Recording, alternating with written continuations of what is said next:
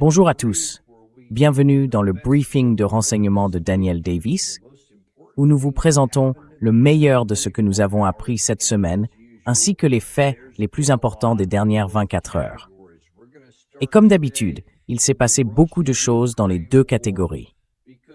Aujourd'hui, nous allons commencer par la guerre entre la Russie et l'Ukraine, parce qu'il y a des signes que cette guerre commence à vaciller, à chanceler, et s'invalder, et peut-être même à s'effondrer du côté ukrainien.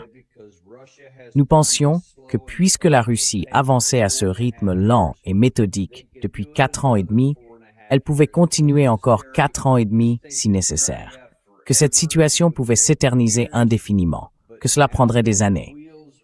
Mais maintenant que la machine commence à se désagréger, notamment à cause de l'aggravation du problème des munitions que les États-Unis ou l'Occident ne sont plus en mesure de fournir en raison de ce qui se passe au Moyen-Orient.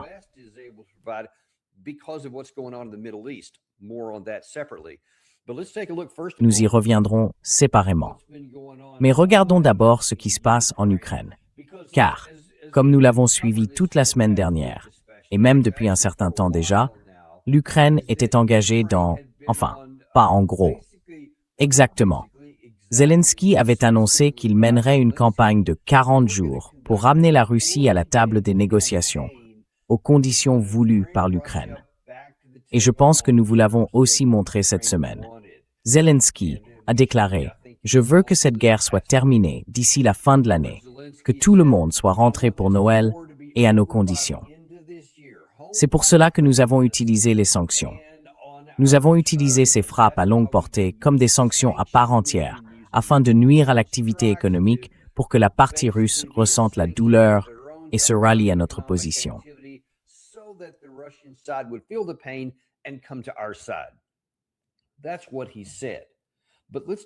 C'est ce qu'il a dit. Mais regardons ce qui s'est passé, parce qu'il y a eu beaucoup de tapage en Occident. Dans les médias, on a cessé de dire que le vent avait tourné contre la Russie, que désormais, les Ukrainiens, avec leurs frappes à longue portée, drones ou missiles, touchaient toutes ces usines militaires, un grand nombre d'entre elles à travers le pays. On a vu ces énormes nuages de fumée qui s'élevaient et tous les dégâts que, selon nous, cela causait. Et bien sûr, les Ukrainiens frappaient aussi des raffineries, des installations pétrolières, des navires dans la mer d'Azov. Il y a même eu certaines frappes sur des plages, des attaques terroristes qui se poursuivaient, des assassinats.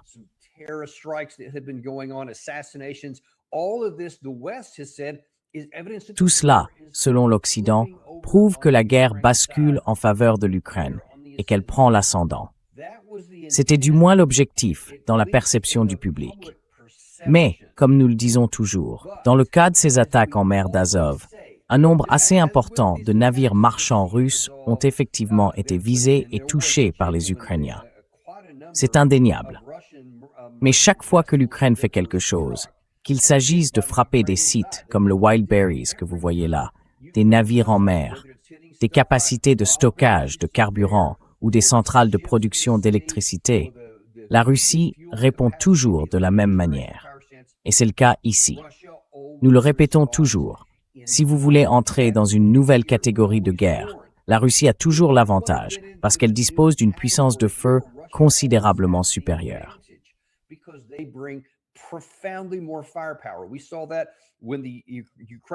Nous avons vu que lorsque les Ukrainiens ont porté cela vers la mer d'Azov, les Russes l'ont porté vers la mer Noire et ont de fait fermé les ports de Mykolaïv et aussi d'Odessa.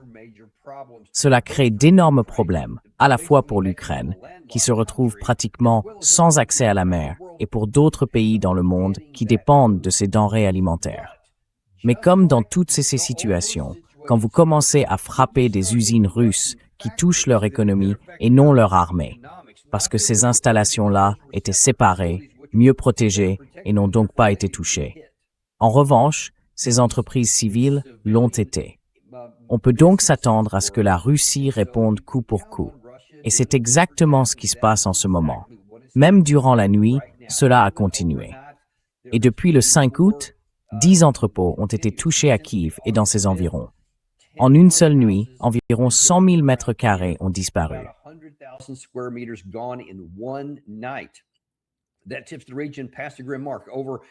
Cela fait franchir à la région un seuil sinistre. Plus de la moitié de ses surfaces d'avant-guerre est désormais détruite. Et cela, c'est à Kiev. Réfléchissez-y un instant. De toute la capacité d'entreposage autour de la ville, la moitié a maintenant disparu. Ce qui compte, c'est le rythme. Plus de 400 000 mètres carrés ont été anéantis depuis le début du mois de juillet seulement. C'est autant que ce que la Russie a détruit dans toute l'Ukraine au cours des 12 mois précédents, mais ici, en un seul mois et dans une seule région.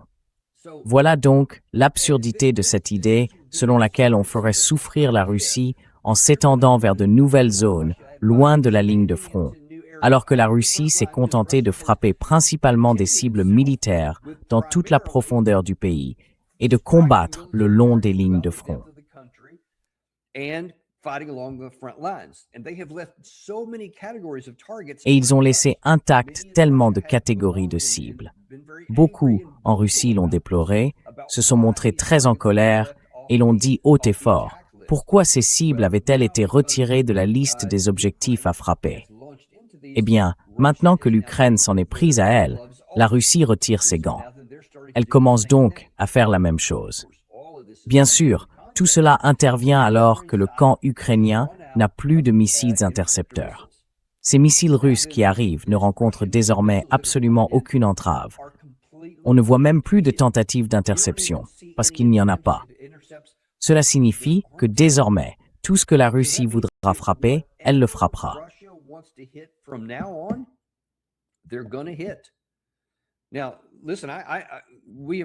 Écoutez, nous avons reçu quelques informations, disons anecdotiques, selon lesquelles beaucoup de choses se passent en Ukraine, et que le moral est plus sombre. Alors ce matin, j'ai parlé à une source que j'ai à Kiev. Je lui ai demandé quelle est la situation actuelle. Et j'en ai appris un peu plus que ce que j'avais anticipé. Ce n'est pas seulement que le moral est sombre. Il y a aussi d'autres choses qui ne sont pas rapportées en Occident. Et une colère grandissante se développe à l'intérieur de l'Ukraine. Le moral est sombre, et les gens dans toutes les régions ne veulent plus qu'une chose, que la guerre prenne fin. Ils veulent la paix.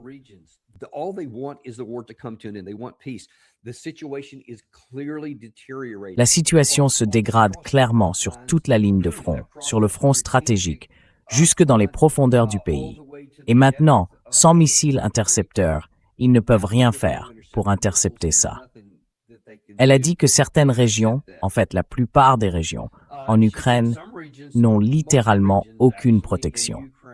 Évidemment, si les stocks s'épuisent dans la capitale, qui a toujours été la priorité, vous pouvez imaginer que dans les autres régions, il n'y en a pas. Et je crois que 8 à 10 régions, quelque chose comme ça, avaient une protection limitée. Mais maintenant, presque tout cela a disparu aussi. Et les autres n'ont littéralement aucune protection. Et les gens le savent.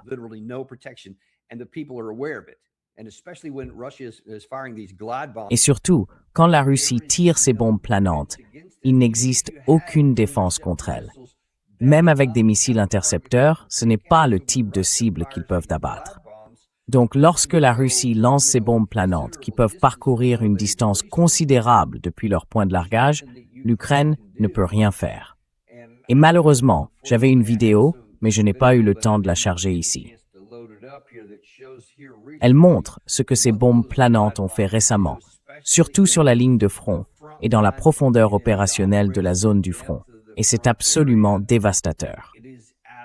C'est pour cela qu'il y a autant de destruction matérielle.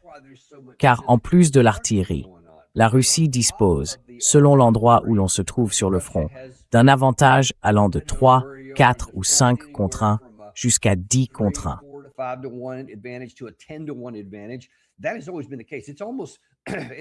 Ça a toujours été le cas. C'est presque, en fait, c'est un peu relégué au second plan, parce que c'est en quelque sorte une vieille histoire. L'artillerie, je veux dire, tout le monde veut parler des drones en ce moment. Et les drones arrivent, bien sûr, et ils sont d'une importance vitale. Mais les deux camps sont à peu près à parité selon les jours. La balance peut pencher d'un côté ou de l'autre. mais pas pour l'artillerie. Cette puissance de destruction et les bombes planantes, tout cela joue en faveur de la Russie. En fait, pour l'artillerie, c'est de 3 à 10 contre 1 selon l'endroit où l'on se trouve. Pour les bombes planantes, c'est 100 à 0. L'Ukraine n'a même pas cette capacité. La défense aérienne ukrainienne ne peut pas frapper assez loin à l'intérieur de la Russie. Les avions de chasse russes qui tirent ces armes sont donc intouchables.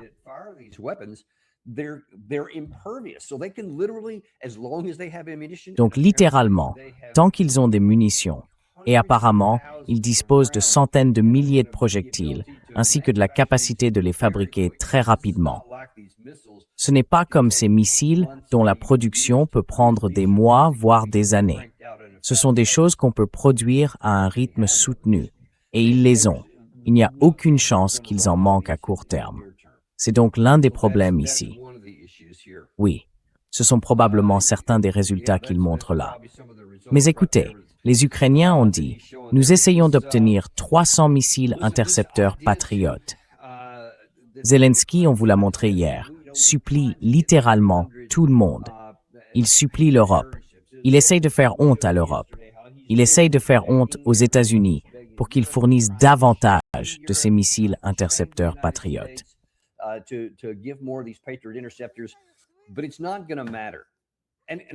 Mais ça ne changera rien. Et laissez-moi vous donner un exemple. Ça vient d'Arabie Saoudite. Ils ont tiré environ 2400 intercepteurs de missiles PAC-3 durant les 44 premiers jours de la guerre. 44 jours. Et ils en ont utilisé 2400.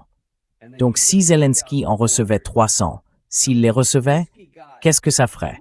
Ça vous donnerait la possibilité d'en intercepter quelques-uns, peut-être pendant une semaine, peut-être même pas autant. Parce que, comme vous le savez, il faut tirer plus d'un intercepteur par missile entrant. Et ensuite, il n'y en aurait plus. Mais nous n'en avons pas 300. Donc le ciel ukrainien est pratiquement sans défense. La Russie peut désormais faire tout ce qu'elle veut. C'est la première fois que c'est le cas. Jusqu'à présent, ils avaient au moins certaines capacités. Maintenant, il n'y en a plus.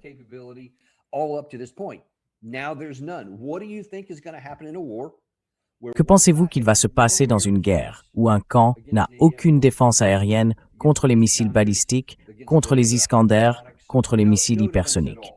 Aucune défense, absolument aucune. Et où l'autre camp en possède un nombre important et en fabrique chaque mois.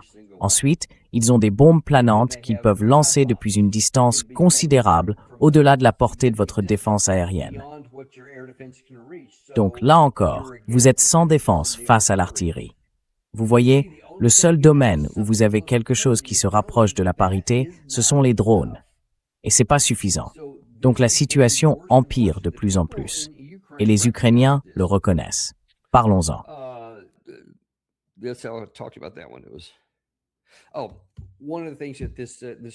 L'une des choses que cette source a dites et qui met particulièrement en colère beaucoup de gens du côté ukrainien, c'est qu'ils avaient reconnu à l'avance que cette idée de processus de 40 jours que Zelensky allait lancer était vouée à l'échec dès le départ. Et au cas où vous ne le sauriez pas, laissez-moi revenir en arrière et vous montrer. Ça c'est, voyons, je me rappelle plus, je crois que ça vient du Guardian. L'explication, c'était le 16 juillet, donc environ 3 semaines après le début de cette campagne de 40 jours. Et comme il le rapportait à l'époque, le 26 juin, le président ukrainien avait annoncé qu'il ordonnait aux services de sécurité de l'État ukrainien de lancer une campagne de 40 jours contre des cibles russes afin d'influencer l'État agresseur et de le contraindre à mettre fin à la guerre.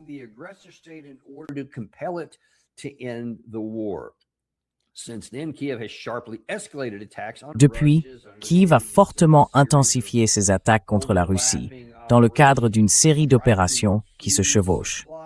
Elles ont visé des lignes d'approvisionnement essentielles dans les territoires ukrainiens occupés par la Russie, y compris la Crimée. Elles ont aussi frappé Moscou et Saint-Pétersbourg lors d'une série d'attaques de missiles à longue portée très médiatisées, provoquant une crise du carburant. Elle a bien eu lieu, d'ailleurs, mais elle a été résolue assez rapidement. Ces crises du carburant se sont poursuivies, surtout sur le marché intérieur, ont duré quelques semaines, puis ont été résolues.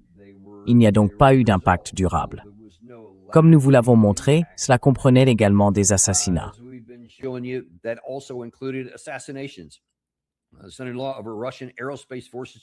Le gendre d'un responsable des forces aérospatiales russes a été assassiné à Moscou dans l'explosion d'une voiture piégée. Un développeur russe de drones FPV, un civil, a été attaqué à Yekaterinbourg en Russie.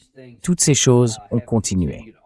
Et puis, au fait, quand on parle de ces campagnes d'assassinat, il est important de comprendre que la Russie le fait aussi. Voici ce que disait le New York Times en février 2024, pour le 2e anniversaire de la guerre. La guerre des espions, comment la CIA aide secrètement l'Ukraine à combattre Poutine. C'est important. Nous devons comprendre de quelle manière nous sommes impliqués là-dedans, malgré les affirmations selon lesquelles nous ne le sommes pas. Certains agents de la CIA ont été déployés sur des bases ukrainiennes.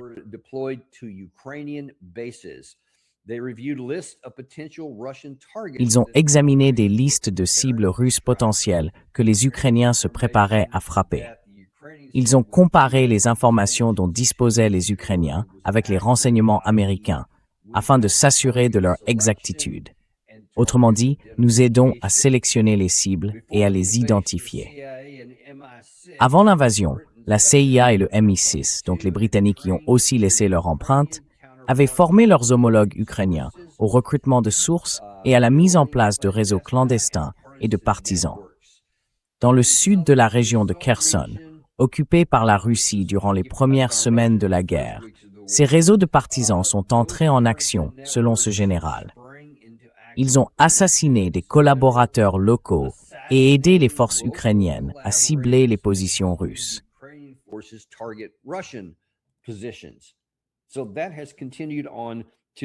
Cela a donc continué jusqu'à aujourd'hui. Mais là, on essaie quelque chose d'absurde. L'idée qu'on puisse lancer une campagne de 40 jours durant la 4e année de la 5e année de la guerre, après 4 ans, et que, compte tenu du déséquilibre de force que j'ai décrit, en partant d'une position de faiblesse, vous pensiez pouvoir commencer à frapper plus profondément en Ukraine. Enfin, en Russie, pardon. Et que cela allait changer la dynamique, c'était insensé. Il n'y a pas d'autre façon de le dire. Alors c'est une chose de dire, bon, c'est Zelensky, il est fou. On peut le voir. Je veux dire, il a complètement perdu la tête et il est tellement focalisé de manière obsessionnelle là-dessus qu'il ne peut plus prendre de décisions rationnelles. C'est vrai. Mais d'autres personnes étaient impliquées.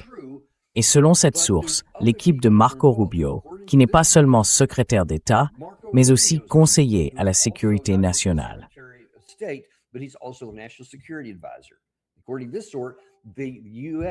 Selon cette source, les États-Unis ont donné leur feu vert à cette campagne de 40 jours parce qu'ils étaient d'accord avec les objectifs poursuivis. C'est vraiment insensé. Si c'est exact, alors non seulement la CIA a laissé ses empreintes là-dedans, mais même la NSA continue d'essayer d'aider l'Ukraine. Et alors, que faut-il penser de la cible sur la plage que nous vous avons montrée plus tôt cette semaine, où un drone ukrainien a tué des enfants? Ou de cette attaque à Starobilsk, où une résidence universitaire a été touchée et où plusieurs enfants ont été tués? Qu'est-ce qu'on doit en penser? Est-ce que nous avons aussi facilité cela? Et quel esprit tordu, quelle personne insensée peut croire que ces frappes vont amener la Russie à dire « Oh mince, je suis vraiment désolé ».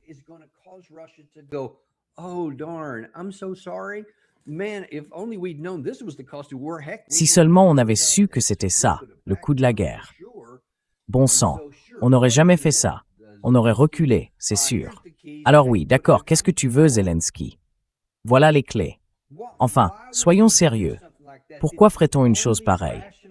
Le seul objectif rationnel, quiconque connaît un tant soit peu l'histoire humaine, la nature humaine, l'histoire russe ou la culture russe, sait que ça va mettre les Russes en rage et les pousser à faire exactement l'inverse, de reculer. Ça va les pousser à faire exactement ce qu'ils ont fait. Vous allez aggraver les dégâts. Vous allez entrer dans de nouvelles catégories que vous vous étiez jusque-là abstenu d'utiliser, et vous allez causer davantage de dommages du côté ukrainien. Et à cela, vous pouvez ajouter le fait que le port d'Odessa a été, dans les faits, fermé.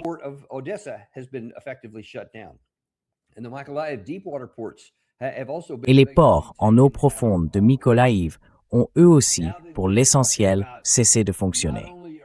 Donc non seulement vous avez des difficultés sur les lignes de front, on vous en a montré une partie hier, mais vous avez aussi des problèmes pour simplement faire sortir la nourriture du pays, afin de percevoir des revenus. Vous ne pouvez pas non plus faire entrer des marchandises depuis l'extérieur. Donc désormais, tout dépend de ce qui peut passer par voie terrestre, à travers leurs alliés de l'OTAN. Enfin, pas alliés, mauvais terme. Leurs amis de l'OTAN, comme la Pologne, la Roumanie, et ainsi de suite. Maintenant que vous êtes limité à ce qui peut arriver par voie terrestre, c'est évidemment beaucoup plus restreint que ce que vous pouvez faire entrer et sortir par porte-conteneurs. Donc ça aussi, c'est désormais coupé.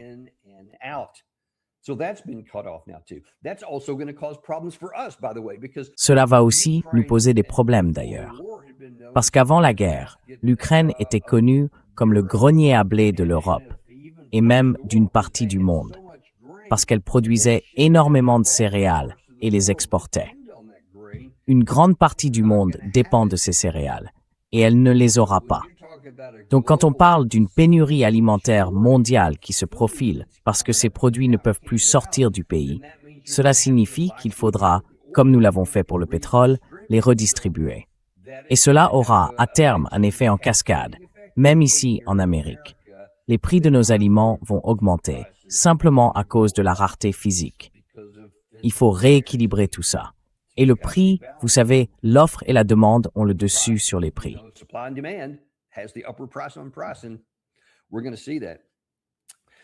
Et on va le voir. Mais, et certaines autres villes proches de la ligne de front sont, selon leurs propres mots, en train d'être rayées de la carte.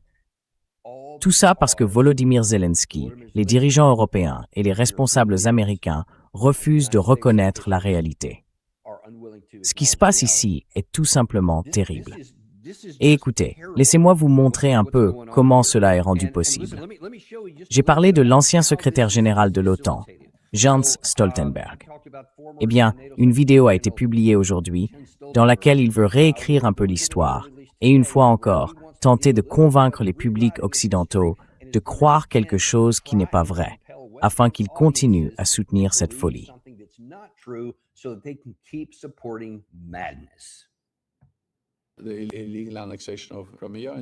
L'annexion illégale de la Crimée en 2014, puis bien sûr l'invasion à grande échelle de l'Ukraine en 2022. Et je pense que la réalité, c'est que la Russie a envahi l'Ukraine parce qu'elle voulait la contrôler. Et je ne pense pas que nous puissions faire changer d'avis le président Poutine. Son ambition reste de contrôler l'Ukraine tout entière. Mais je pense que nous pouvons modifier son calcul en rendant cela si coûteux que le prix qu'il devrait payer pour atteindre cet objectif, contrôler l'Ukraine, devienne trop élevé. Et le seul moyen de modifier son calcul, c'est de fournir un soutien militaire à l'Ukraine. Vous vous moquez de moi ou quoi?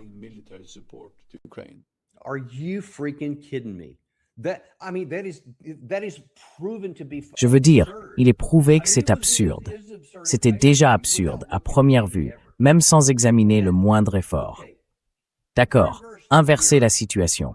C'est maintenant l'Occident qui souffre de cette longue guerre, et ce sont ces fichus Russes qui nous frappent et qui disent « Très bien, on va tellement accroître votre souffrance que vous finirez par céder et abandonner. » Est-ce que ça a déjà marché? Demandez à Adolf Hitler si ça a marché, parce que ça n'a pas marché contre nous. Demandez aux Britanniques pendant le Blitz de Berlin, le Blitz de Londres, au début de la Seconde Guerre mondiale. Est-ce que ça a marché? Est-ce que ça l'a poussé à se recroqueviller, à baisser les bras? La première défaite américaine au col de Kasserine lui a-t-elle fait dire « Oh là là, nous ne sommes pas très bons, j'imagine qu'on devrait demander la paix ». Bien sûr que non.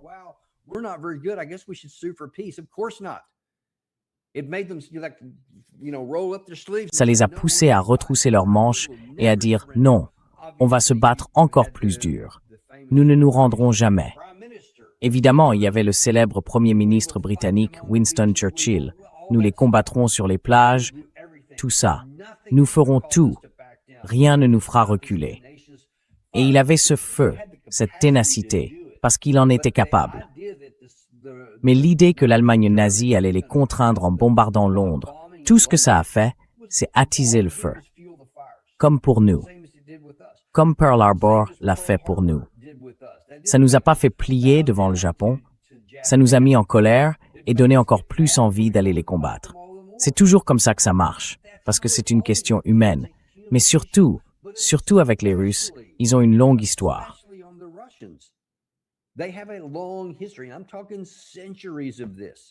Je parle de siècles d'histoire. Chaque fois que l'Occident, surtout quand il commence à s'en prendre à la Russie, les Russes ne reculent jamais. Ils paieront n'importe quel prix.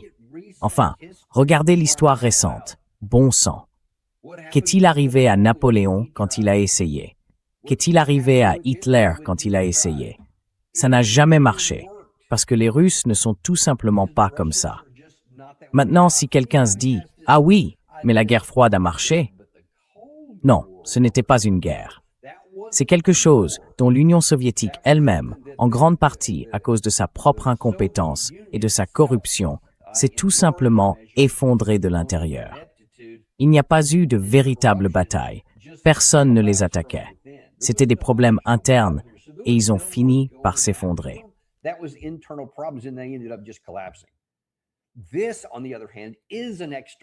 En revanche, ici c'est une question extérieure. Ils sont attaqués et ils ne céderont jamais de cette façon. Ça aussi, c'est tout simplement un fait. Ensuite, il y a le cas où Stoltenberg ment carrément. Et c'est un mensonge, pas une déformation des faits, un mensonge. Il a dit que l'objectif de la Russie était de contrôler toute l'Ukraine et que c'est ce qu'ils font parce qu'ils veulent contrôler toute l'Ukraine. Alors je vais vous montrer une autre vidéo. Il s'avère que ce même homme n'a visiblement pas réfléchi à ce qu'il avait dit par le passé. Mais heureusement pour vous, le Daniel Davis Deep Dive, lui, s'en souvient. C'était il y a 3 ans, quand il avait donné une raison très différente à l'invasion russe de février 2022.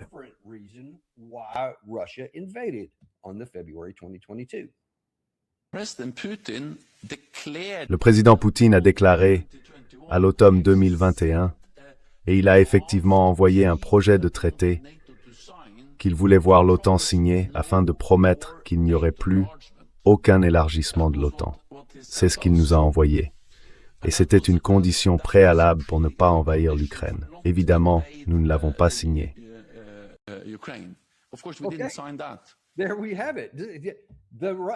Voilà. Ce qu'il a dit correspond à ce que les Russes eux-mêmes disent depuis le début. Il s'agissait de notre sécurité nationale.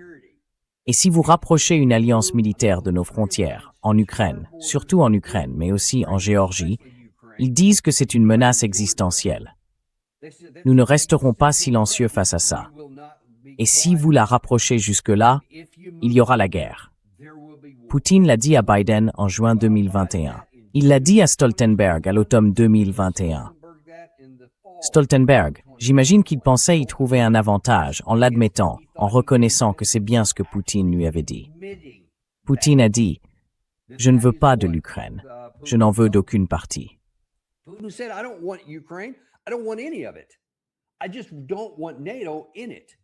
Je ne veux simplement pas de l'OTAN là-dedans. Ils se contentent d'avoir leurs frères de sang, les russophones et les Russes de souche, dans l'est de l'Ukraine. Ils voulaient qu'ils soient protégés. Donc c'était aussi un enjeu. Et lorsque le camp ukrainien, qui menait déjà une guerre civile depuis 8 ans avant tout ça, malgré tout, cela n'a pas suffi à pousser la Russie à intervenir ouvertement au-delà du soutien qu'elle apportait aux rebelles russes. Mais elle n'était jamais entrée pour les rejoindre, et ne l'aurait jamais fait s'il n'y avait pas eu une pression de l'OTAN pour entrer là-bas. Et Stoltenberg a dit « Oui, nous n'allons pas faire ça ».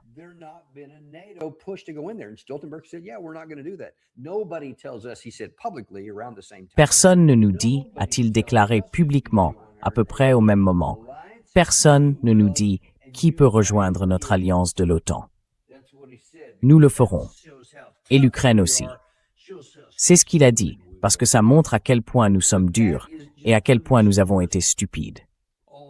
Mais ça souligne précisément tous les problèmes que vous avez ici et pourquoi nous nous retrouvons dans cette mauvaise situation. Je vais vous en montrer quelques-uns pour mettre cela en évidence. Voici Julia Mandel. Pardon, c'est pas le bon. Ce n'est pas Julia Mandel. Laissez-moi revenir en arrière. Enfin, je vais commencer par celui-ci quand même. C'est l'ancienne députée au Congrès, Marjorie Taylor Greene. Elle dit que les États-Unis et les pays de l'OTAN ont, en gros, financé et mené une guerre par procuration contre la Russie en Ukraine.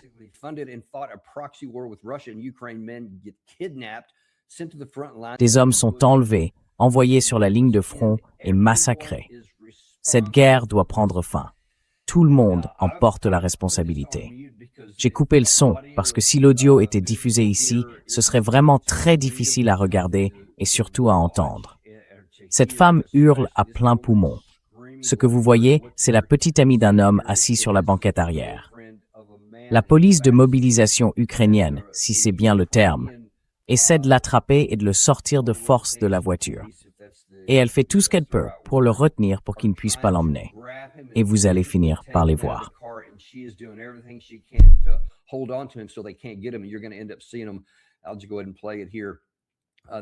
Je vais simplement le lancer ici. Ils font tout ce qu'ils peuvent pour l'arracher de là. Et elle essaie de le protéger parce qu'elle est terrorisée. Parce que c'est pratiquement une condamnation à mort. Vous allez voir dans une minute qu'ils vont finir par arriver avec du gaz lacrymogène ou quelque chose comme ça, leur en mettre au visage, et c'est ce qui va finir par les faire lâcher. Mais c'est tout simplement terrifiant à regarder. Voilà, ça se passe juste là. Et même à ce moment-là, ils essayent encore de résister. Et c'est brutal et très très difficile à regarder. Voilà ce que c'est. Voilà ce qu'ils font à leur propre peuple, les amis. Et puis il y a cet autre message ici de Julia Mandel, qui était l'ancienne porte-parole de Zelensky. Je crois que c'est elle qui a écrit ça. C'était peut-être aujourd'hui.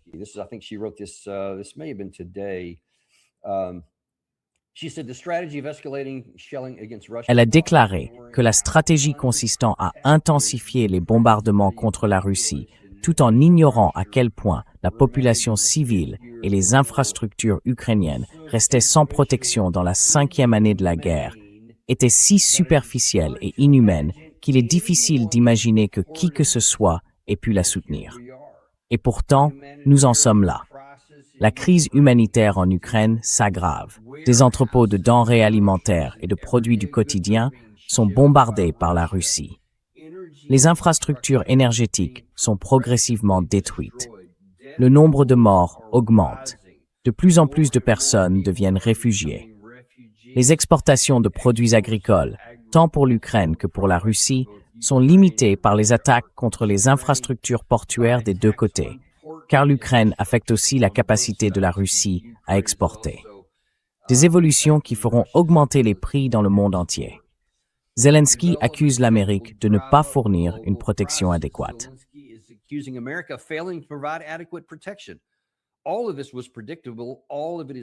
Tout cela était prévisible. Tout cela est cruel, et tout cela frappera surtout les gens ordinaires, en particulier la population ukrainienne.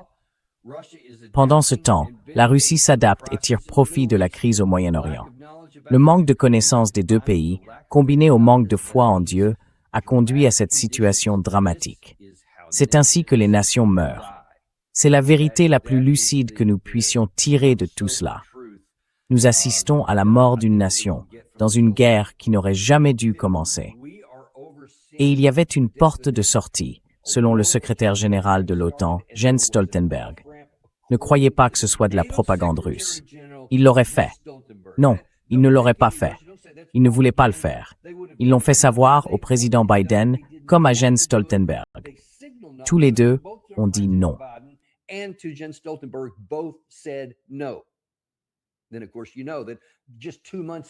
Ensuite, bien sûr, vous savez que seulement 2 mois plus tard, en avril 2022, on aurait encore pu la voir. Et une fois de plus, l'Occident a dit non. Biden, Boris Johnson et quelques autres ont dissuadé Zelensky de conclure un accord qu'il avait déjà presque accepté. Et nous en sommes là aujourd'hui. Maintenant, Le pays est au bord de la mort. Ils n'ont plus de défense aérienne. Nous n'avons plus de missiles à leur donner. C'est pas comme s'ils étaient très efficaces, de toute façon. Mais maintenant, c'est complètement coupé. Leurs ports sont coupés. Leurs installations sont en train d'être coupées. Et quand vous commencez à frapper tout ça à l'arrière, et que votre camp ne peut rien faire pour l'arrêter, ça va avoir un effet sur les lignes de front. Et je pense que les chances augmentent fortement de voir enfin une percée sur le front de l'Est.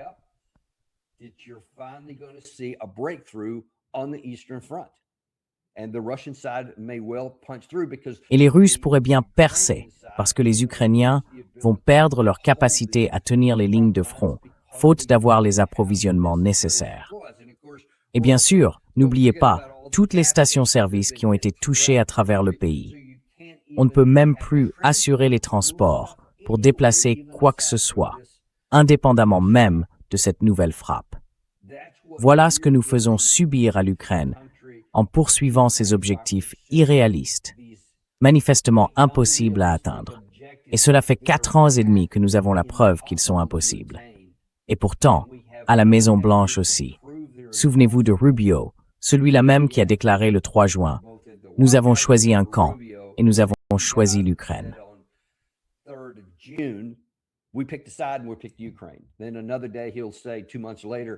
Puis, un autre jour, 2 mois plus tard, il dira, « Vous savez, on essaie simplement de trouver un moyen d'en finir. » Résultat, plus personne ne le croit. Et puis, selon ma source à Kiev, ce même Rubio, en tant que conseiller à la sécurité nationale et son équipe, aidait l'Ukraine à faire toutes ces choses absurdes. Donc le président savait très certainement, ou presque certainement, ce qui se passait. C'est la dure réalité, les amis. C'est la réalité avec laquelle nous devons composer. Et il est temps de reconnaître la réalité, d'arrêter la destruction du pays qu'est l'Ukraine, d'arrêter les morts inutiles parmi sa population, et enfin de reconnaître la réalité pour mettre fin à la guerre. Et cela veut dire aux conditions de la Russie. Il n'y a pas d'autre moyen. Les gens disent « Oh, on ne peut pas accepter les conditions de la Russie. »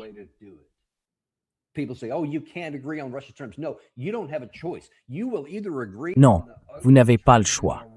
Soit vous acceptez les conditions affreuses qui sont proposées aujourd'hui, soit vous finirez par être détruit. Et là, il n'y aura plus aucune condition. La Russie conquérera simplement le pays. C'est ce qui finira par arriver. Ça mènera quelque part, les amis. Vous ne pouvez pas continuer comme ça indéfiniment.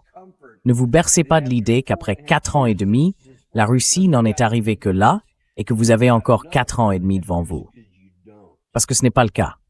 Si les gens ne peuvent pas manger, si les troupes n'ont pas de carburant, si elles n'ont pas de munitions, tandis que les Russes disposent de tout cela en abondance, alors il est mathématiquement certain qu'à un moment donné, ce camp sera écrasé.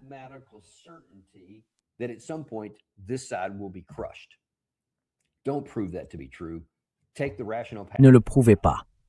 Prenez la voie rationnelle, maintenant.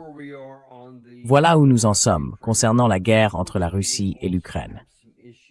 Malheureusement, nous avons aussi des problèmes dans l'autre guerre que nous menons, qui a évidemment un impact sur celle-ci. Là non plus, ce n'est pas beaucoup mieux.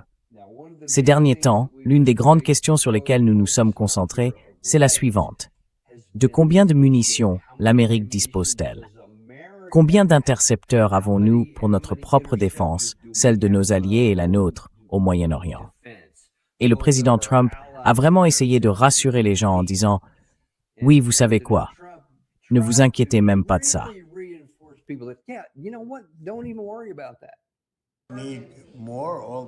Il en faut davantage, tout le temps. Je veux dire, il nous en faut davantage.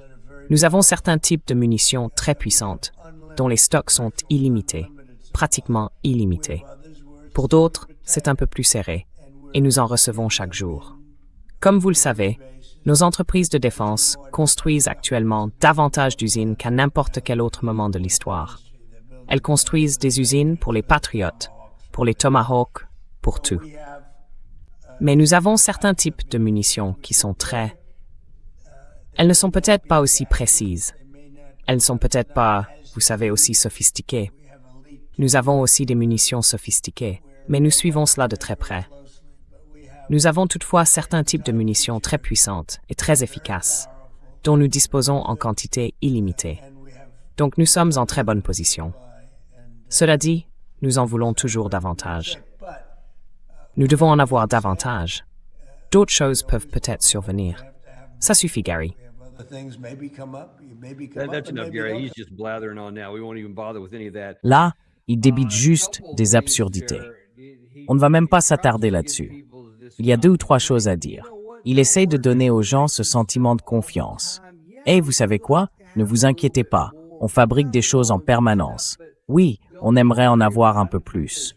On est un peu juste sur certains équipements, mais ne vous inquiétez pas, parce qu'on construit toutes ces usines, plus que jamais auparavant.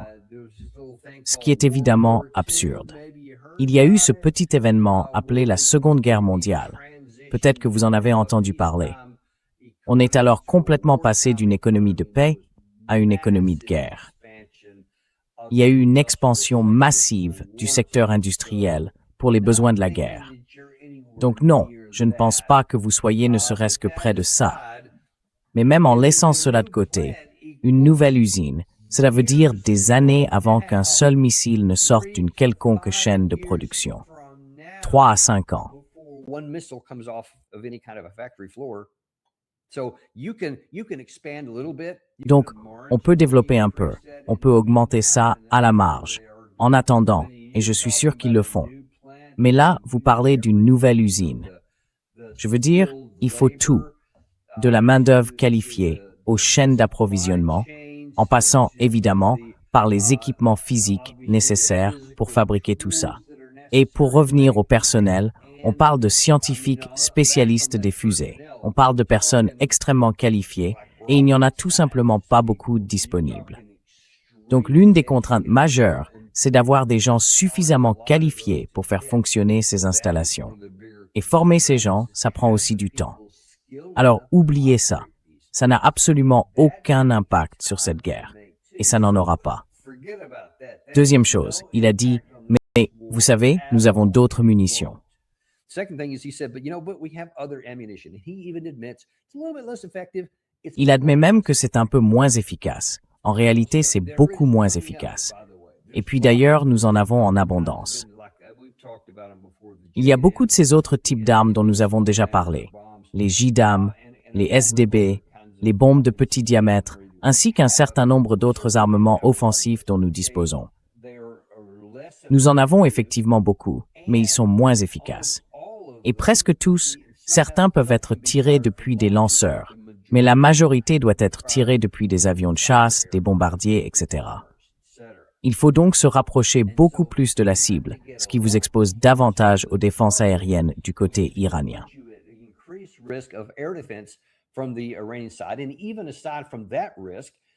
Et même indépendamment de ce risque, vous finiriez littéralement par user vos avions, épuiser vos équipages en essayant de faire ça, en plus de cet autre risque. Et malgré tout, vous ne pourriez pas aller très loin à l'intérieur du pays.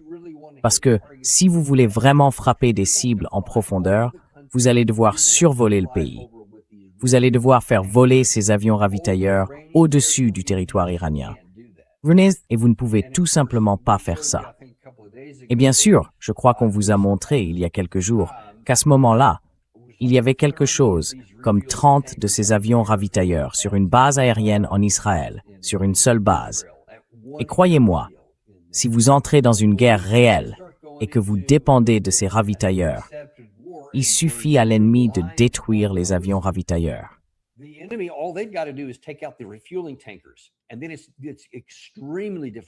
Et puis, il est extrêmement difficile de mener quelque opération que ce soit à cause du rayon d'action de ces chasseurs, qui décollent pour la plupart, ou en tout cas, beaucoup d'entre eux, de porte-avions situés à des centaines de kilomètres au large. Donc sans ces avions ravitailleurs, ils ne peuvent pas atteindre la cible et revenir en sécurité. C'est donc le véritable talon d'Achille, même en laissant de côté le fait que les munitions ne fonctionnent pas. Alors, quand il dit, vous savez, qu'on a beaucoup de munitions, c'est techniquement vrai, mais elles ne vont rien faire à l'Iran que nos équipements meilleurs, plus puissants et de plus longue portée n'ont pas réussi à faire non plus. En disant cela, il a donc admis, sans le vouloir, que nous ne pouvons pas vaincre l'Iran militairement. C'est un fait. Or, ce fait est...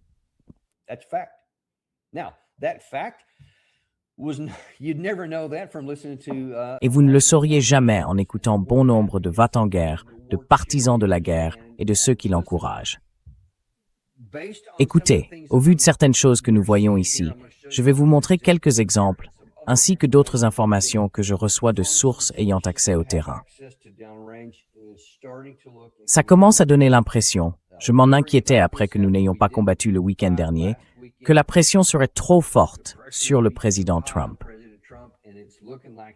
Et il semble qu'il envisage de nouveau sérieusement de lancer une dernière frappe d'ampleur. Il fait l'objet de beaucoup de pression dans ce sens, comme le dit ici ce lieutenant-commandant à la retraite.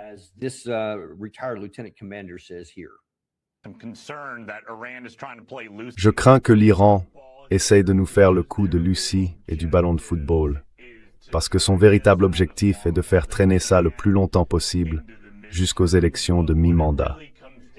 Mais au fond, tout se résume au fait que le président Trump pourrait infliger des dégâts considérables à l'Iran s'il décidait de le faire. Il en a les moyens. Mais vous savez, je sais qu'il préférerait ne pas en arriver là si nous pouvons conclure un accord. J'imagine que c'est la dernière chance pour l'Iran.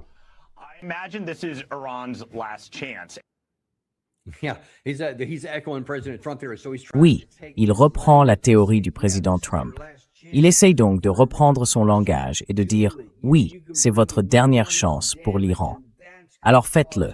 Oui, vous pouvez infliger des dégâts énormes et ça va intimider l'Iran. » Bon, soyons clairs. Nous avons encore un certain nombre de missiles de croisière à longue portée, des JASM, des Tomahawk et toutes les autres catégories mentionnées par le président Trump. C'est un fait. Donc oui, il a raison sur un point. Nous pourrions infliger beaucoup de dégâts en surface, en Iran. Nous pourrions faire exploser toutes sortes de bâtiments et tuer des gens, mais pas des cibles militairement significatives pour le contrôle du détroit d'Ormuz. Nous vous l'avons déjà dit, ce sont ces villes de missiles.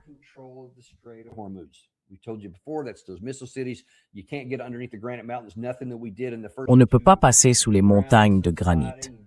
Rien de ce que nous avons fait lors des 2 premières phases de combat n'y est parvenu, et rien n'y parviendra lors des phases suivantes, à l'avenir.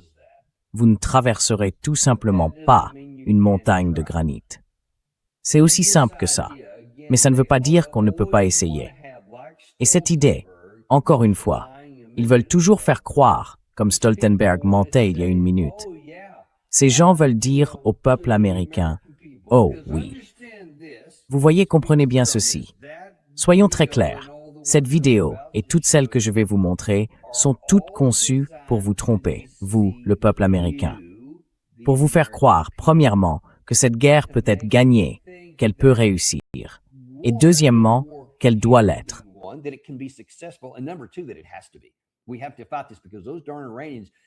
Nous devons nous battre contre ça, parce que ces fichus Iraniens, on ne peut pas croire un mot de ce qu'ils disent. En fait, ils utilisent l'exemple de Lucie et du ballon de football, et c'est assez savoureux. Parce que si vous voulez parler de celui qui ne cesse de dire « oui, on a un accord », puis qui le défait ensuite, l'idée sous-entendue, c'est que c'est l'Iran. Mais qui avait un accord négocié d'un État à un autre en 2018? Et quel État leur a retiré le ballon au dernier moment ou leur a coupé l'herbe sous le pied? Si vous voulez prendre une autre analogie, ce serait notre camp. C'est le président Trump qui est sorti du JCPOA, qui a dit que nous négocions la fin de leur programme d'armes nucléaires en 2025, puis a retiré l'option diplomatique au dernier moment. L'autre camp est tombé et nous sommes entrés en guerre.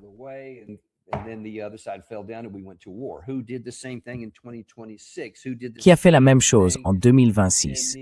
Qui a fait la même chose dans le mémorandum d'entente qui dit « Bon sang, le voilà ».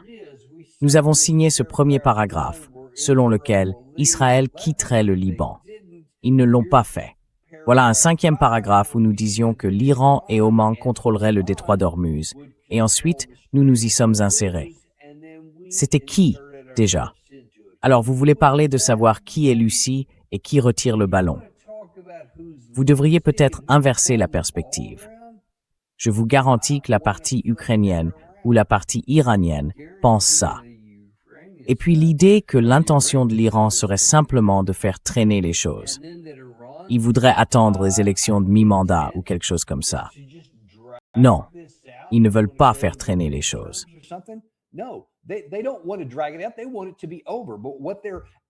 Ils veulent que ça se termine.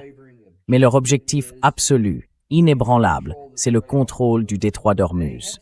Ils l'ont dit ouvertement cette dernière semaine, encore une fois. Ils le répètent depuis longtemps. Ils ne reviendront jamais au monde qui existait avant le 28 février. Ce ne sera plus jamais simplement ouvert, quel qu'en soit le prix ou les conséquences qu'ils devront assumer. C'est leur objectif. Vous voyez, s'ils veulent mentir et vous raconter autre chose, c'est parce que si le but est simplement de faire traîner les choses, alors il n'y a pas vraiment d'objectif identifiable. Et si c'est juste faire traîner les choses, alors on peut arrêter de les faire traîner. Et ce sera réglé. Donc, nous réussirons.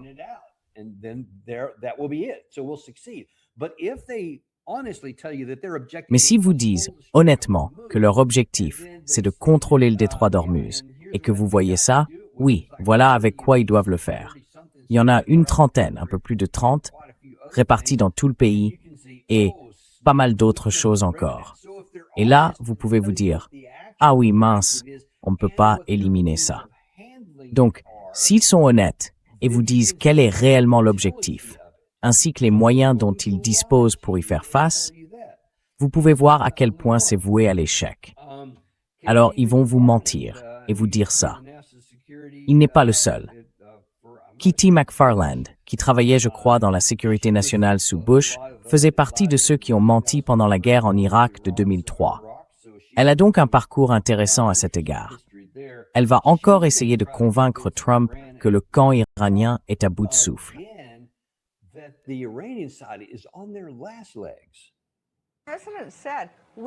Le président a déclaré « Nous sommes en train de gagner cette guerre. Peut-être pas dans les médias, mais si vous regardez le prix du pétrole, par exemple, autour de 80 $ le baril, qu'il y ait un cessez-le-feu ou non, cela ne change rien. Le pétrole est à peu près à ce niveau-là. Les États-Unis sont désormais le premier exportateur mondial de pétrole brut. Regardez le prix du pétrole.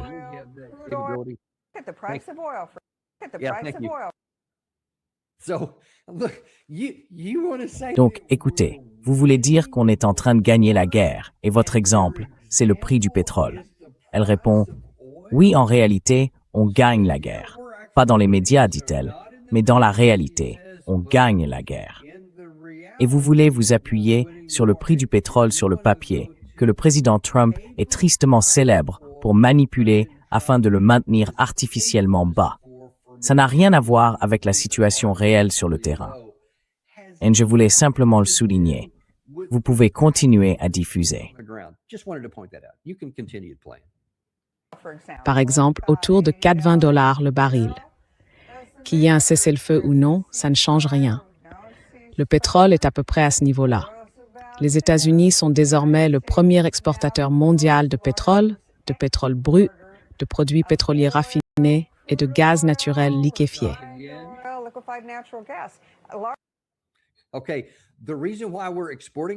Bon, si nous exportons tout cela, c'est parce que nous puisons dans notre réserve stratégique de pétrole.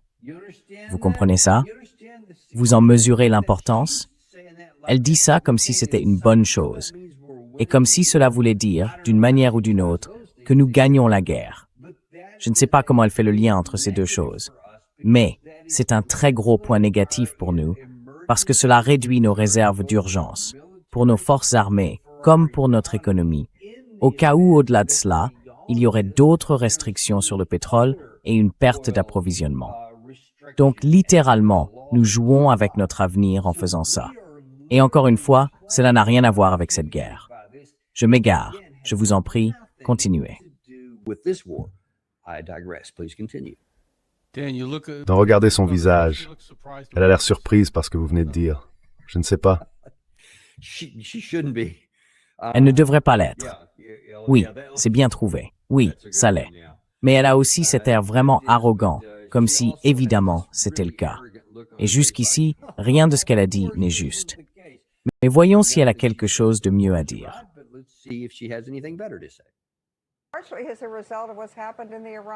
C'est le résultat de ce qui s'est passé dans la guerre contre l'Iran. Et de l'autre côté de l'équation, Marcus, l'économie iranienne est complètement à la dérive. Leur monnaie s'effondre. Leur inflation est de 100-200%. Ils n'ont aucune rentrée d'argent. Et pendant toutes ces négociations, tantôt en cours, tantôt interrompues, une chose est restée en place, le blocus. Aucun navire n'entre ni ne sort d'Iran. Ils n'exportent pas de pétrole et les sanctions restent en vigueur. Alors ils se vident de leur sang.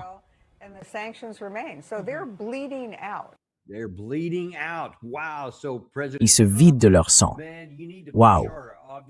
Alors, Président Trump, franchement, vous devez pousser plus fort. Évidemment, tous ces gens parlent parce qu'ils savent que le président Trump regarde tout ça. Et franchement, ils se vident de leur sang. Ça rappelle ce que disait Jack Keane au début de la guerre, en janvier. Ils sont tellement faibles maintenant. Ils sont à bout de souffle. Ils vont tomber d'un moment à l'autre. Ils n'ont jamais été aussi faibles durant toutes ces 47 années, tout ça. Vous vous en souvenez? Il s'est avéré que c'était du baratin. Et maintenant, cette idée qu'ils se vident de leur sang. Pour être clair, ici même dans notre émission, le professeur Marandi, et il y a seulement quelques jours, ou peut-être hier, Nima Al-Orshid, ont tous deux reconnu que oui, le blocus fait clairement du mal à l'Iran.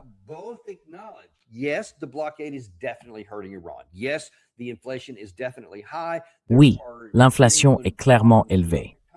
Il y a de vrais problèmes dans tout le pays.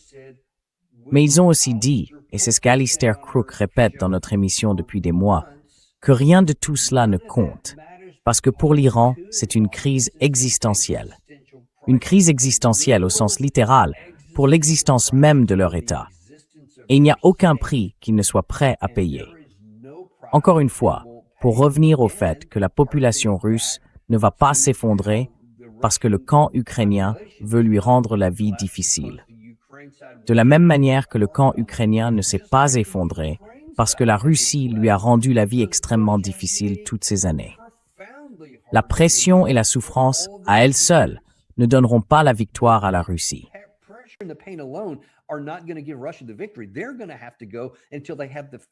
Ils vont devoir continuer jusqu'à la destruction physique, jusqu'à ce qu'il n'y ait plus de capacité. Peu importe à quel point le peuple ukrainien est courageux, patriote ou héroïque. À un moment donné, ça ne comptera plus, parce qu'il n'aura tout simplement plus les moyens de se battre. Cela n'arrivera jamais du côté iranien, parce que, premièrement, vous n'avez pas de force terrestre. Vous ne pouvez donc rien faire au sol, contrairement à ce qu'ont les Russes. Ils ont une composante terrestre qui exerce littéralement une pression sur les villes ukrainiennes. Ils ont la puissance aérienne, les drones et tout le reste. Il n'y a aucune analogie possible ici. Nous sommes à court de munitions, donc nous ne pouvons pas maintenir ce rythme encore très longtemps.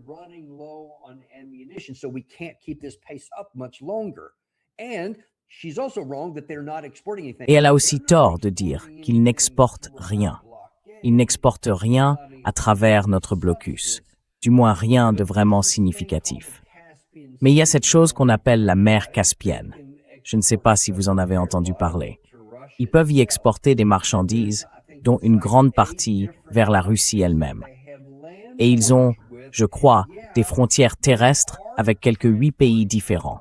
Donc oui, ils transportent des marchandises. Et le pétrole n'est pas leur seule ressource. Ils ont donc bel et bien une économie en dehors de ça. Le pétrole en représente une grande partie, et cela pose clairement des problèmes. Mais ça ne va pas les faire s'effondrer. C'est ce qu'il faut comprendre. L'Iran a tout ce dont il a besoin pour subvenir à ses propres besoins.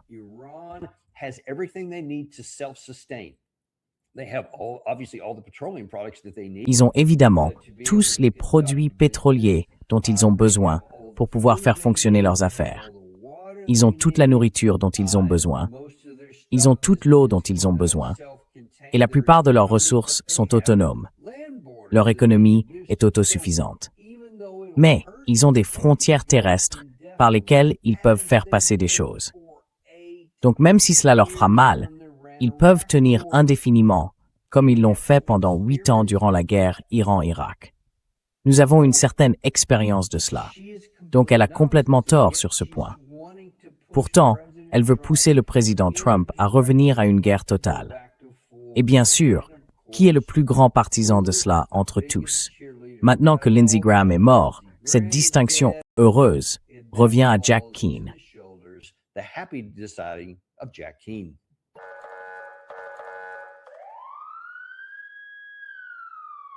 Tout accord implique que l'Iran le paye. Non, absolument pas. Il ne devrait y avoir ni péage, ni frais, ni garantie d'assurance. Et il ne devrait pas non plus y avoir de gestion ou de contrôle de ce passage. Je veux dire, nous devrions revenir à la situation d'avant le 28 février. Le détroit d'Ormuz était considéré comme relevant de la liberté de navigation et des voies navigables internationales. Aucun pays n'en assurait le contrôle. Personne ne décidait à quel moment les navires pouvaient y passer. Si nous voulons établir des voies d'entrée et de sortie, cela me semble acceptable. Je ne pense pas que cela suscite d'objections. Mais tout ce qui va au-delà ne devrait pas faire partie des négociations. Nous savons tous ce que veut l'Iran. Ils estiment qu'il s'agit d'un atout stratégique. Je vous le dis, ils pensent que cela leur donne désormais davantage de leviers que le développement et l'expansion d'une arme nucléaire. Les États-Unis doivent donc aborder cela en sachant parfaitement que nous pouvons essayer. Mais si les Iraniens ne coopèrent pas sur ce point, alors nous devons revenir à des opérations de combat majeures.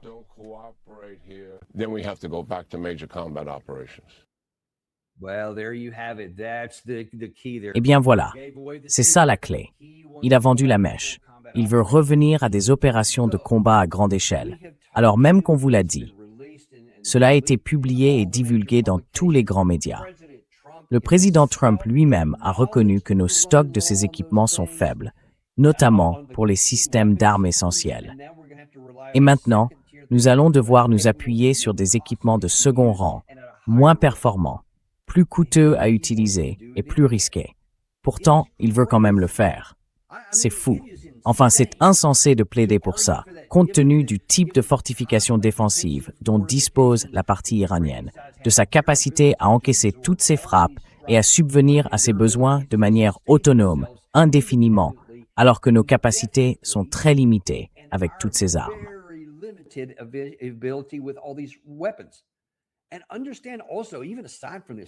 Et comprenez aussi que même indépendamment de ça, bon sang, vous êtes en train de consumer presque tous nos principaux systèmes d'armes, offensifs comme défensifs, dans une guerre qui n'aurait jamais dû être menée. Une guerre qui n'a rien à voir avec la sécurité nationale américaine. Vous épuisez nos capacités au cas où nous nous retrouverions dans une guerre que nous n'avons pas choisie, une guerre pour notre sécurité nationale, pour notre combat existentiel, si cela arrive. Personne n'y pense. Je crois que nous sommes tellement arrogants et présomptueux que nous pensons que personne ne nous ferait jamais ça. Même si nous brûlons toutes nos munitions ici dans une stupidité pareille et que nous nous rendons littéralement sans défense. Parce qu'à part de belles images, personne n'en a rien à faire du nombre de porte-avions que vous avez, du nombre de F-16, de F-22, de F-35, de B-1, de B-2. Enfin, Wenjionitsworthwar Sestati.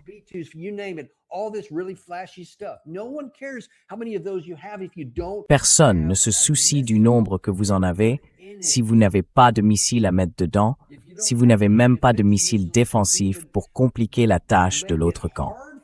Et bien sûr, nous n'avons pas une fraction des drones dont disposent certains des adversaires potentiels auxquels nous pourrions être confrontés. Sur ce point, nous sommes quasiment sans défense. Nous sommes très loin derrière ce qu'a le camp ukrainien, et vous voulez aller de l'avant. Vous jouez littéralement à la roulette russe avec notre sécurité nationale en avançant ces affirmations absurdes. Et cela rejoint en quelque sorte certaines des choses que nous avons apprises cette dernière semaine. J'ai mentionné Nima al-Khorshid il y a 1 minute. L'une des choses qu'il a en quelque sorte déplorées, c'est que les États-Unis ne semblent pas tirer les leçons.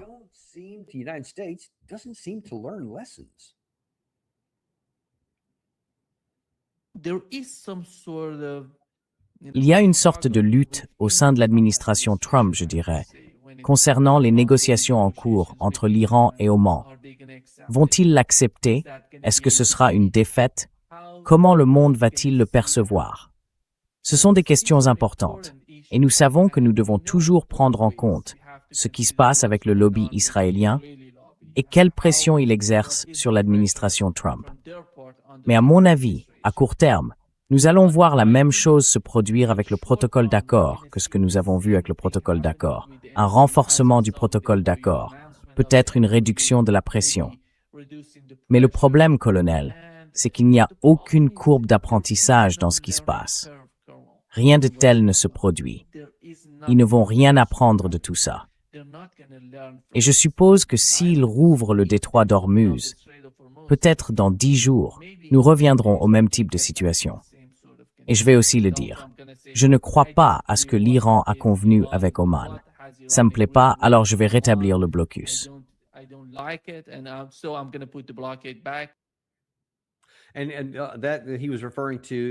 Et il faisait référence à cet espoir, en tout cas, qu'un accord, apparemment sur le point d'être conclu, entre l'Iran et Oman, permette de rouvrir le détroit d'Ormuz. L'espoir, c'est que le président Trump dise « D'accord, nous allons lever notre blocus. Vous avez levé le vôtre et nous allons essayer de régler le reste. » Enfin, il y avait un protocole d'accord en 14 points. Ça, ce n'est que le 5e paragraphe.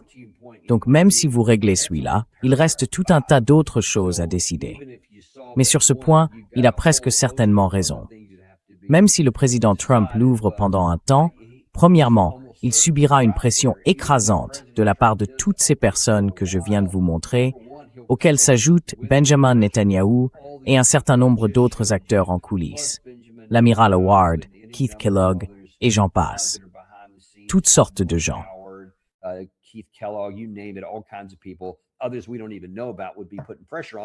D'autres acteurs, dont on ne connaît même pas l'existence, exerceraient des pressions sur lui.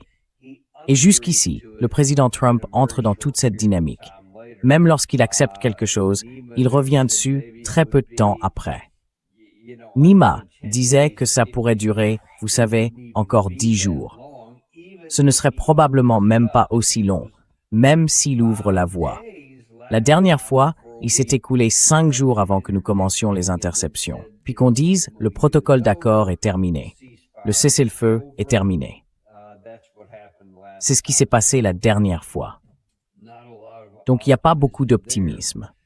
Or, l'une des préoccupations exprimées cette semaine par un autre de nos invités, Alastair Crooke, c'est que si nous nous engageons sur cette voie, si nous écoutons des gens comme Jack Keane, et si nous revenons à des opérations à grande échelle, cela pourrait se transformer en une guerre régionale totale, qui pourrait tout ravager.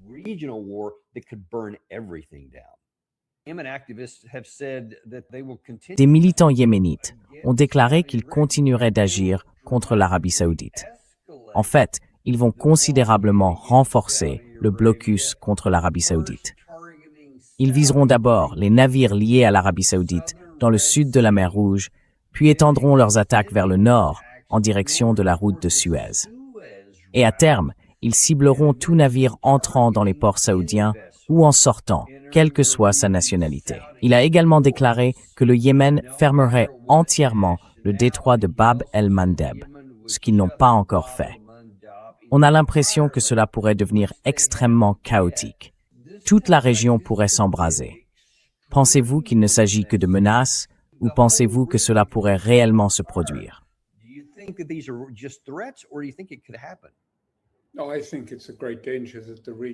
Non, je pense que c'est un grand danger parce que la région est sur le point de s'embraser. On en est très proche. Je veux dire, toutes ces choses, c'était, je pense, une tentative de Washington pour trouver des leviers de pression sur l'Iran afin de le faire changer de position sur Ormuz. Mais c'est en soi un exercice vain, parce qu'à l'heure actuelle, rien ne fera changer le calcul de l'Iran concernant Ormuz. Et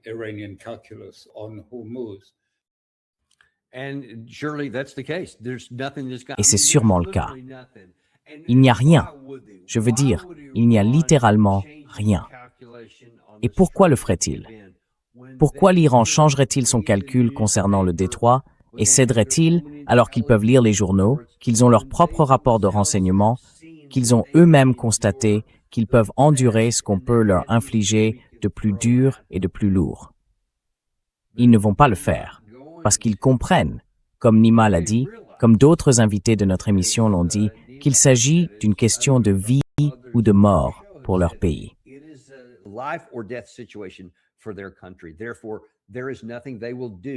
Par conséquent, ils ne feront rien qui les amènera à lâcher la seule information qu'ils détiennent, la seule donnée, le seul calcul stratégique dont ils disposent. Je crois que Jack Keane, dans une autre interview, a dit que les Iraniens considéraient cela comme une sorte d'arme nucléaire. Je crois même que c'était dans cette même interview, à un autre moment de l'enregistrement, qu'il a dit « Écoutez, c'est quelque chose qu'ils abandonneront jamais, parce qu'ils estiment que cela a la même efficacité et la même capacité de dissuasion qu'une arme nucléaire. » Et il a raison là-dessus. Ce qui me paraît étrange, c'est qu'on puisse avoir raison là-dessus sans en voir les conséquences, parce que nous ne pouvons pas leur retirer ça.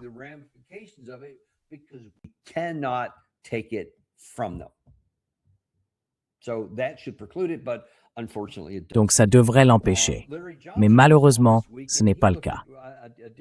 Larry Johnson est intervenu cette semaine et il a examiné un autre aspect de la question. Et là, on revient davantage je crois que j'ai dit que certains autres, comme Katie McFarland, essayaient de se battre pour j'ai un trou. Ils essaient de vous tromper, d'être comme Goebbels ou quelque chose dans ce genre-là, et de tordre les mots de façon assez étrange. Mais Larry Johnson disait qu'elle n'est pas la seule. Il y en a d'autres qui répandent toute cette idée, selon laquelle, au fait, nous avons déjà gagné la guerre contre l'Iran.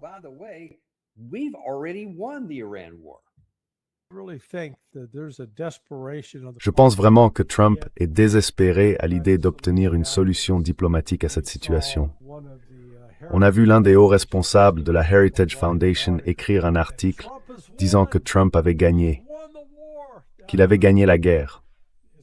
Voilà, c'est réglé. Ce n'est pas vrai. Mais je pense que c'est le récit que la Maison-Blanche va construire. Écoutez, nous déclarons la victoire et nous partons. Ce que je dis, c'est qu'il y a, derrière tous ces allers-retours avec l'Iran, un scénario économique complexe. Parce que chaque fois que vous coupez entre 20 et 25% de l'approvisionnement mondial en pétrole, 25% de l'approvisionnement mondial en gaz naturel liquéfié, qui ne devrait probablement pas revenir en ligne avant 2 ans, peut-être plus, que vous coupez l'approvisionnement mondial en hélium, que vous coupez 44% de l'approvisionnement, ainsi qu'environ 30 à 35% de l'approvisionnement mondial en soufre et en urée. Tout cela a un effet restrictif et dépressif sur l'activité économique mondiale.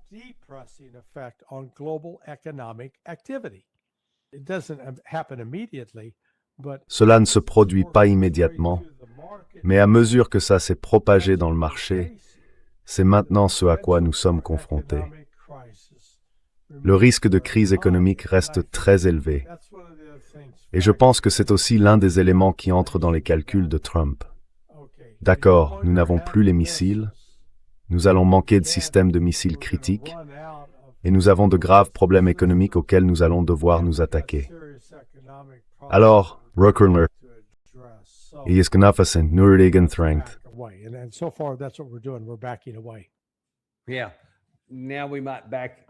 Oui, maintenant, nous pourrions nous retirer. Qui sait ce que nous allons faire? Mais il a dit qu'on était en quelque sorte en train de se retirer. Or, à part le fait de ne pas avoir attaqué le week-end précédent, on restait simplement là. Donc on ne se retirait pas vraiment. Tout le monde se demande ce qui va se passer ensuite. Et maintenant, certains éléments suggèrent qu'il a peut-être de nouveau cédé à cette pression et que quelque chose pourrait arriver cette semaine qui vient, vers le milieu ou la fin de la semaine prochaine. Nous verrons comment cela va se passer. Que Dieu nous aide si cela arrive. Mais Larry a souligné qu'il y a là de très graves problèmes économiques qui s'accumulent. Et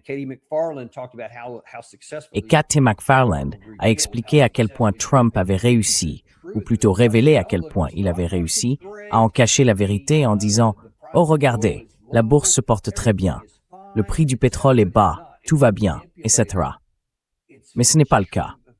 Tout est manipulé. Cela masque la réalité dont Larry parlait, dont beaucoup d'économistes parlent. Des voyants rouges clignotent partout. Il y a une pénurie réelle de pétrole brut. Une pénurie de carburant aviation. Une pénurie de diesel parce qu'une grande partie de ces produits est fabriquée et produite au Moyen-Orient. Et ils ne sortent pas non plus. Bien sûr, l'urée, les autres types d'engrais, l'hélium, l'aluminium, toutes sortes de choses dont l'activité économique a désespérément besoin, ne sortent pas non plus.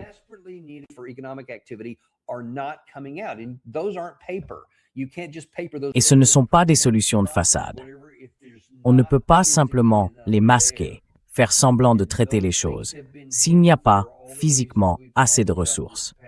Et ces problèmes ont été cachés pour toutes les raisons dont nous avons parlé cette dernière semaine et ces derniers mois. Mais ce sont tous des correctifs limités. Et un jour viendra où ces correctifs ne seront plus possibles, parce que vous aurez épuisé toute la marge du système. Et c'est vers cela que nous nous dirigeons. Je vois la situation dans laquelle nous sommes aujourd'hui comme le Titanic, peu après qu'il a heurté l'iceberg. Quand il avait, je suis sûr que vous avez tous vu le film, c'était une très bonne reconstitution de ce qui s'est réellement passé.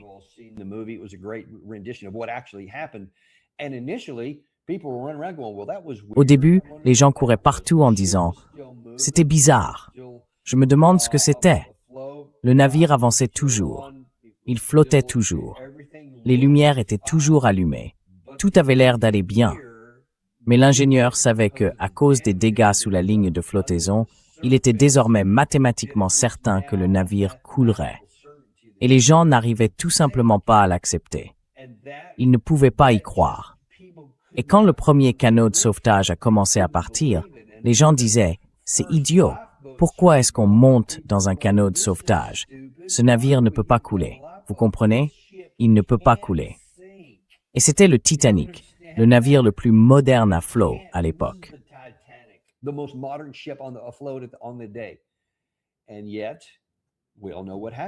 Et pourtant, nous savons tous ce qui s'est passé. C'est la même situation dans laquelle je crains que nous nous trouvions ici. Ça ne peut pas arriver aux États-Unis. Nous sommes trop grands, nous sommes trop puissants. Nous ne pouvons pas subir une perte comme celle-là. Ça n'arrive tout simplement pas. Alors, ignorez les rapports de l'ingénieur qui vous expliquent, pour des raisons très concrètes, qu'il est quasiment mathématiquement certain que vous allez perdre de l'argent. Vous allez perdre cette guerre au Moyen-Orient. Vous allez perdre cette guerre ou l'autre guerre en Europe avec l'Ukraine. En Ukraine, c'est encore pire, parce que maintenant, ça commence à sombrer. Vous pouvez réellement voir ce navire commencer à couler, et les gens essayent encore de prétendre que non, c'est pas le cas. Ici, c'est à un stade plus précoce du processus. And perhaps the times you're for, in a trailing, step.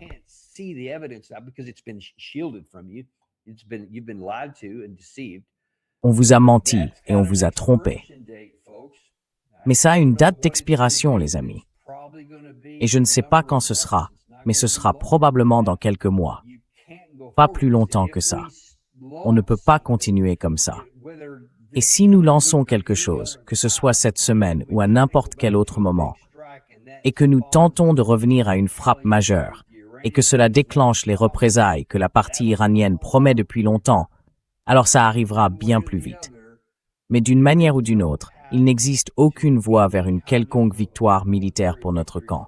Elle n'existe pas. Elle n'existera jamais. Nous ne pouvons rien y faire. Et plus longtemps nous nous tromperons nous-mêmes, plus le coût de cet échec inévitable sera élevé dans cette guerre comme dans celle en Europe. Voilà la réalité, les amis.